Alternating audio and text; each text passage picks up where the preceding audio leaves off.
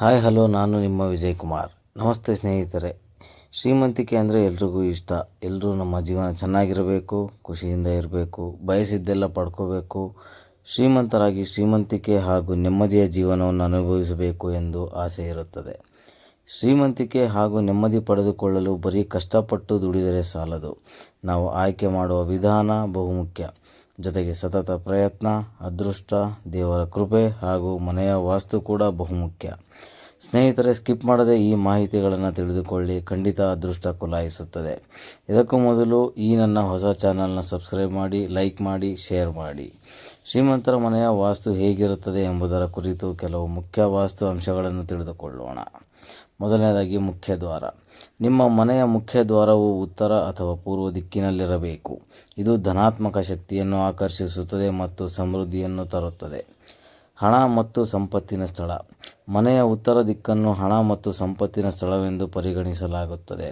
ಈ ದಿಕ್ಕನ್ನು ಯಾವಾಗಲೂ ಸ್ವಚ್ಛವಾಗಿಡಬೇಕು. ಮನೆಯಲ್ಲಿ ಬೀರು ಅಥವಾ ಹಣವನ್ನು ಇಡಲು ಈ ದಿಕ್ಕು ಬಲು ಸೂಕ್ತ. ಮಲಗುವ ಕೋಣೆ. ಮನೆಯ ಮಾಸ್ಟರ್ ಬೆಡ್ರೂಮ್ ಅಥವಾ ಗಂಡ ಹೆಂಡತಿ ಮಲಗುವ ಕೋಣೆ ನೈಋತ್ಯ ದಿಕ್ಕಿನಲ್ಲಿರುವುದು ಸೂಕ್ತ. ಮಲಗುವಾಗ ದಕ್ಷಿಣ ಅಥವಾ ಪೂರ್ವಕ್ಕೆ ತಲೆ ಮಾಡಿ ಮಲಗಬೇಕು. ಇದರಿಂದ ನೆಮ್ಮದಿ ಹಾಗೂ ಯಶಸ್ಸು ಸಿಗಲಿದೆ. ಅಡುಗೆ ಮನೆ. ಅಡುಗೆ ಮನೆಯು ಆಗ್ನೇಯ ದಿಕ್ಕಿನಲ್ಲಿರುವುದು ಸೂಕ್ತ. ಅಡುಗೆ ಮಾಡುವಾಗ ಪೂರ್ವ ದಿಕ್ಕಿಗೆ ಮುಖ ಮಾಡಿರಬೇಕು. ಇದು ಆರೋಗ್ಯ ಮತ್ತು ಸಮೃದ್ಧಿಯನ್ನು ಕಾಪಾಡುತ್ತದೆ. ಪೂಜಾ ಕೊಠಡಿ.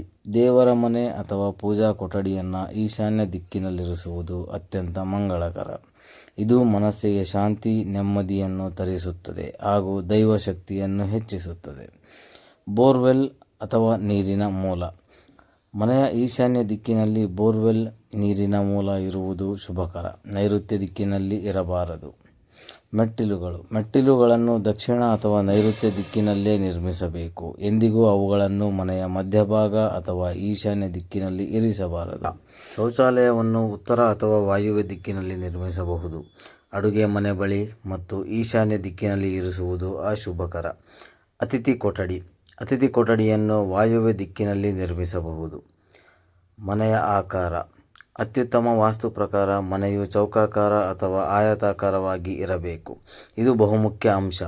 5 ಅಥವಾ 6 ಮೂಲೆ ಅಂದರೆ ಅನಿಯಮಿತ ಆಕಾರದ ಮನೆಗಳು ನಕಾರಾತ್ಮಕ ಶಕ್ತಿಯನ್ನು ಉಂಟು ಮಾಡುತ್ತದೆ. ಮನಸ್ಸಿಗೆ ನೆಮ್ಮದಿ ಕಡಿಮೆ. ಬುದ್ಧನ ಪ್ರತಿಮೆ. ಇದು ಶ್ರೀಮಂತರ ಮನೆಯ ಬಹುಮುಖ್ಯ ಆಕರ್ಷಣೆ. ವಾಸ್ತು ಪ್ರಕಾರ ಬುದ್ಧನ ಪ್ರತಿಮೆಯನ್ನು ಮನೆಯಲ್ಲಿ ಇರಿಸುವುದು ಬಹಳ ಮಂಗಳಕರ ಎಂದು ಹೇಳಲಾಗುತ್ತದೆ ಹಾಗೂ ಮನೆಯಲ್ಲಿ ಶಾಂತಿ, ನೆಮ್ಮದಿ, ಸಮೃದ್ಧಿಯನ್ನು ತರುತ್ತದೆ. ಈ ಬುದ್ಧನ ಪ್ರತಿಮೆಯನ್ನು ಇರಿಸಲು ಕೂಡ ಕೆಲ ವಾಸ್ತು ನಿಯಮಗಳಿವೆ ಮತ್ತು ದಿಕ್ಕುಗಳಿವೆ. ಯಾವೆಂದರೆ ಮುಖ್ಯ ದ್ವಾರದ ಬಳಿ ಇರಿಸುವುದು. ಇದರಿಂದ ನಕಾರಾತ್ಮಕ ಶಕ್ತಿಯನ್ನು ತಡೆಯುತ್ತದೆ ಮತ್ತು ಸಕಾರಾತ್ಮಕ ಶಕ್ತಿಯನ್ನು ಆಕರ್ಷಿಸುತ್ತದೆ.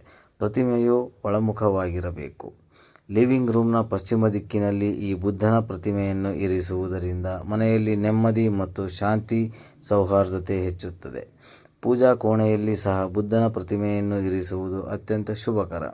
ಧ್ಯಾನ ಮುದ್ರೆಯಲ್ಲಿರುವ ಬುದ್ಧನ ಪ್ರತಿಮೆಯನ್ನು ಇಲ್ಲಿ ಇರಿಸಬಹುದು. ಉತ್ತರ ದಿಕ್ಕು. ಈ ದಿಕ್ಕಿನಲ್ಲಿ ಬುದ್ಧನ ಪ್ರತಿಮೆಯನ್ನು ಇಡುವುದರಿಂದ ವೃತ್ತಿಜೀವನ ಚೆನ್ನಾಗಿರುತ್ತದೆ ಹಾಗೂ ಸಂಪತ್ತು ದುಪ್ಪಟ್ಟಾಗಲಿದೆ ಮತ್ತು ಅದೃಷ್ಟ ಮತ್ತು ಯಶಸ್ಸು ಲಭಿಸುತ್ತದೆ. ಬುದ್ಧನ ಪ್ರತಿಮೆಯನ್ನು ಈ ಕೆಳಗೆ ನಮೂದಿಸಿದ ಸ್ಥಳಗಳಲ್ಲಿ ಇಡಬಾರದು. ಮಲಗುವ ಕೋಣೆ, ಅಡುಗೆ ಮನೆ, ಬಾತ್ರೂಮ್, ನೆಲದ ಮೇಲೆ ನೇರವಾಗಿ, ಕಸದ ಬುಟ್ಟಿ ಬಳಿ ಹಾಗೂ ಇನ್ನೂ ಮುಂತಾದ ಅಶುಚಿಯಾದ ಸ್ಥಳಗಳಲ್ಲಿ ಇರಿಸಬಾರದು. ಈ ಅಂಶಗಳನ್ನು ಚಾಚು ತಪ್ಪದೆ ಪಾಲಿಸಿ. ಬುದ್ಧನ ಪ್ರತಿಮೆಯನ್ನು ಗೌರವಿಸಿ. ಪ್ರತಿಮೆ ಹಾಗೂ ಸುತ್ತಮುತ್ತಲಿನ ಜಾಗ ಸ್ವಚ್ಛವಾಗಿರಿಸಿ. ಈ ಮೇಲಿನ ಎಲ್ಲ ಅಂಶಗಳನ್ನು ಪಾಲಿಸುವುದರಿಂದ ಸಕಾರಾತ್ಮಕ ಶಕ್ತಿಯನ್ನು ಹೆಚ್ಚಿಸಬಹುದು ಮತ್ತು ಶಾಂತಿ ಹಾಗೂ ಸಮೃದ್ಧಿಯನ್ನು ಆಕರ್ಷಿಸಬಹುದು. ಇತರೆ ವಾಸ್ತು ಸಲಹೆಗಳು. ಮನೆಯಲ್ಲಿ ಸಾಕಷ್ಟು ಬೆಳಕು ಹಾಗೂ ಗಾಳಿ ಇರಬೇಕು. ಮನೆಯ ಗೋಡೆಗಳಿಗೆ ತಿಳಿ ಬಣ್ಣಗಳನ್ನು ಬಳಸುವುದು ಒಳ್ಳೆಯದು.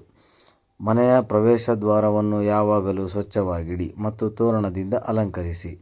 ಮನೆಯಲ್ಲಿ ಮುರಿದ ಹಾಗೂ ಹಳೆಯ ವಸ್ತುಗಳನ್ನು ಇಡಬೇಡಿ. ನೀರಿನ ಸೋರಿಕೆ ಮನೆಯಲ್ಲಿ ಆರ್ಥಿಕ ನಷ್ಟವನ್ನು ಸೂಚಿಸುತ್ತದೆ.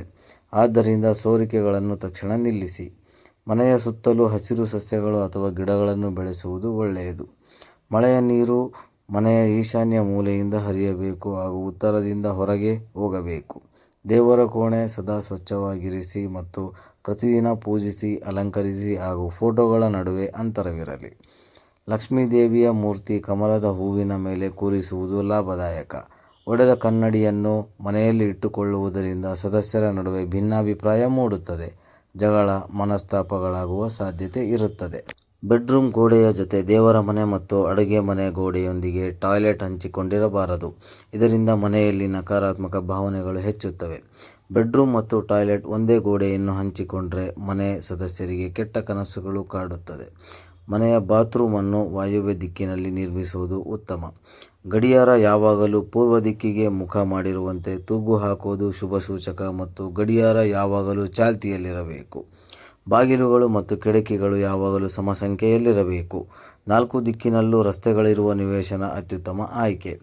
ಆಗ್ನೇಯ ದಿಕ್ಕಿನಲ್ಲಿ ಬಾಲ್ಕನಿ ಇರಬಾರದು. ಉತ್ತರ ಮತ್ತು ಪೂರ್ವ ಭಾಗದಲ್ಲಿ ಬಾಲ್ಕನಿ ಇರುವುದು ಒಳ್ಳೆಯದು.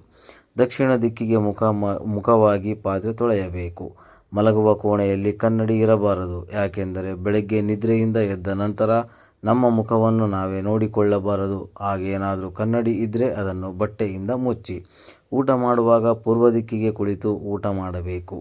ಬಾಗಿಲಿನ ಮೇಲೆ ಓಂ, ಶ್ರೀ, ಸ್ವಸ್ತಿಕ್, ಹಾಗೆಯೇ ಮಂಗಳ, ಕಳಸ ಇತ್ಯಾದಿ ಶುಭ ಚಿಹ್ನೆಗಳನ್ನು ಬಿಡಿಸಬೇಕು. ಓಡುತ್ತಿರುವ ಕುದುರೆಯ ಚಿತ್ರವನ್ನು ದಕ್ಷಿಣದಲ್ಲೂ ಹಾಕಿದರೆ ಹಣದ ಹರಿವು ಸ್ಥಿರವಾಗಿರುತ್ತದೆ ಮತ್ತು ಮನೆಯಲ್ಲಿ ಸಾಮರಸ್ಯವಿರುತ್ತದೆ. ಆಗ್ನೇಯ ದಿಕ್ಕಿನಲ್ಲಿ ಶುಕ್ರದೇವನ ಆಧಿಪತ್ಯವಿರುತ್ತದೆ. ಶುಕ್ರ ಗ್ರಹದ ಜಾಗದಲ್ಲಿ ಮನಿ ಪ್ಲಾಂಟ್ ಗಿಡ ನೆಟ್ಟರೆ ಶುಭ. ಕುಬೇರನನ್ನು ಉತ್ತರ ದಿಕ್ಕಿಗೆ ಮುಖ ಮಾಡಿ ಇರಿಸಬೇಕು. ಇದು ಅದೃಷ್ಟ ತರುತ್ತದೆ. ಮನೆಯ ಮುಂದೆ ತುಳಸಿ ಗಿಡವಿದ್ದರೆ ಮನೆಗೆ ನಕಾರಾತ್ಮಕ ಶಕ್ತಿ ಪ್ರವೇಶ ಆಗುವುದಿಲ್ಲ. ದೇವರ ಪೂಜೆಗೆ ತಾಮ್ರದ ಪಾತ್ರೆಗಳನ್ನು ಬಳಸಿ. ತಾಮ್ರದ ಪಾತ್ರೆ ದೇವರ ಕೆಲಸಗಳಿಗೆ ಪವಿತ್ರ. ಇವು ಮನೆಯ ವಾಸ್ತುಗೆ ಸಂಬಂಧಿಸಿದ ಕೆಲ ಸಾಮಾನ್ಯ ಮತ್ತು ಮುಖ್ಯವಾದ ಸಲಹೆಗಳು. ನಿರ್ದಿಷ್ಟವಾದ ವಾಸ್ತು ಸಲಹೆಗಳಿಗಾಗಿ ವಾಸ್ತು ತಜ್ಞರನ್ನು ಸಂಪರ್ಕಿಸುವುದು ಉತ್ತಮ. ಅವರು ನಿಮ್ಮ ಮನೆಯ ವಿನ್ಯಾಸ ಮತ್ತು ದಿಕ್ಕನ್ನು ಪರಿಶೀಲಿಸಿ ಸೂಕ್ತವಾದ ಮಾರ್ಗದರ್ಶನ ನೀಡಬಹುದು. ಸ್ನೇಹಿತರೆ, ಈ ಮಾಹಿತಿ ನಿಮಗೆ ಸರಿ ಎನಿಸಿದರೆ ದಯವಿಟ್ಟು ಲೈಕ್ ಮಾಡಿ, ಶೇರ್ ಮಾಡಿ. ಈ ನನ್ನ ಹೊಸ ಚಾನಲನ್ನು ಸಬ್ಸ್ಕ್ರೈಬ್ ಮಾಡಿ. ಧನ್ಯವಾದಗಳು. ಶುಭ ದಿನ.